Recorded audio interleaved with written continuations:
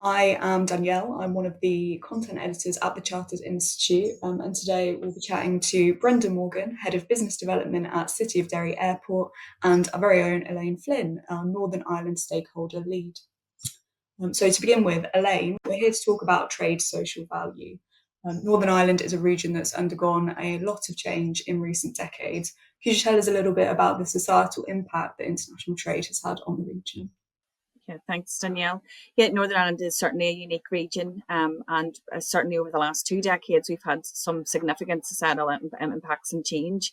I suppose for me, some of the most impactful societal changes has been around economic diversification and job creation.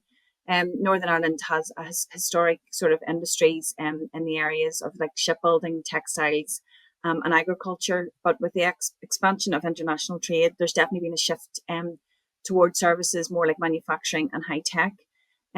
With that, we have seen quite significant foreign direct investment, and global trade links have definitely attracted more multinational companies. Looking at Northern Ireland as well, we can't sort of discuss societal impact without discussing the peace process. And post sort of Good Friday Agreement here in Northern Ireland, there was a lot of funding and money attributed to the region to enhance international trade. So money came from Europe and also the UK, and there was a lot of incentives given to the region to look at cross-border trade and certainly joint ventures.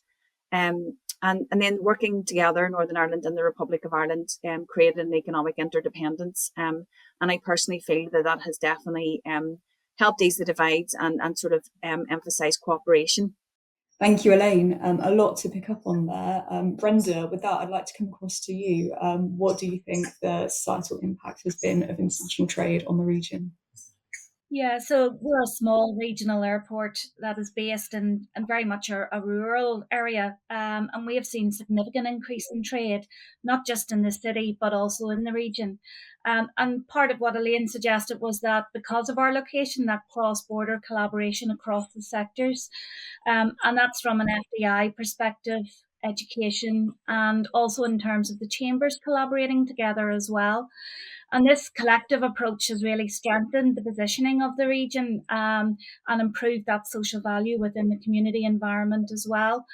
The recent city deals that has just been signed in the Derry and Strabane district is a real game changer for the regeneration, not just of the city, but the district. And that is creating better jobs, it's creating business confidence, and that spreads across education and tourism, but also in terms of unleashing the full potential. Fantastic, thank you.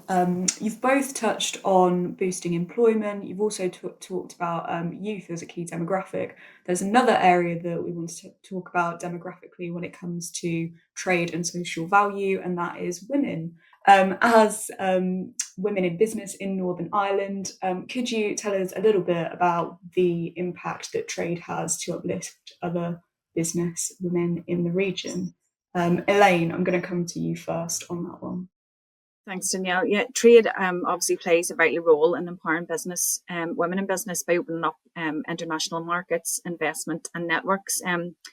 It also allows female entrepreneurs and leaders in Northern Ireland to grow beyond their local limitations and connect with global customers and attract funding and expertise.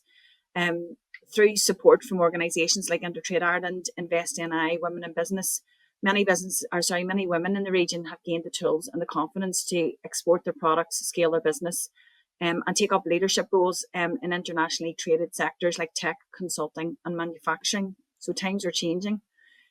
Trade also brings in companies with progressive diversity policies.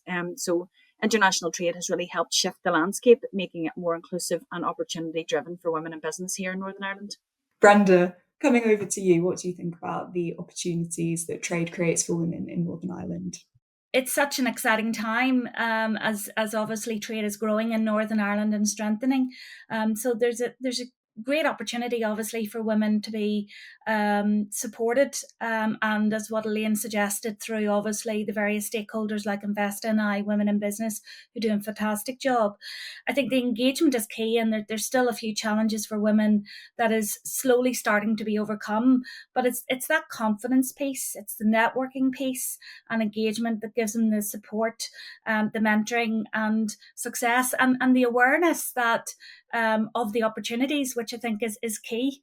And in particular, to encourage and support more female entrepreneurs, especially in the current climate, which it is quite volatile, when obviously the economy is moving in terms of from a global perspective because of the tariffs and various different economic challenges. But I also think there's an importance of women returning to work after a career break, to ensure that we build that it's an open market, lots of opportunities which can be flexible, and obviously really sort of that we don't lose their talent and skills after that career break, because that's where the confidence has been lost as well. And I think that nurturing piece is very well done, but we need to make sure we're getting to those female that those skills and talent that's there. Thank you, Elaine and Brenda. It's fantastic to see that amid such a tricky time for global trade, trade is still providing so much for Northern Ireland, and that, as you say, Northern Ireland is then giving back to so many communities through that trade.